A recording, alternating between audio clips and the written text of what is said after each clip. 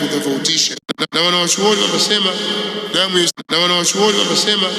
damu ya istihadha na damu ya haidhi ina tofauti, wakataja baadhi ya vitu vya kutofautisha.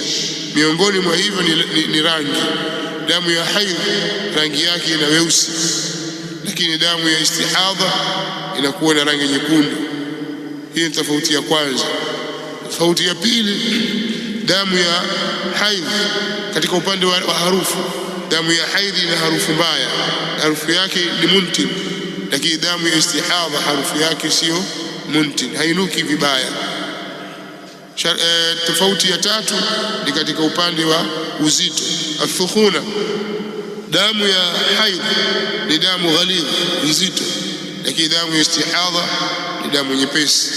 Na madaktari sasa pia wanaeleza kwamba kuna tofauti nyingine. Damu ya haidhi haigandi, lakini damu ya istihadha inaganda. Faida hizo amestaja Sheikh Muhammad bin Salih al-Uthaymeen katika sharhi ya mlango huu.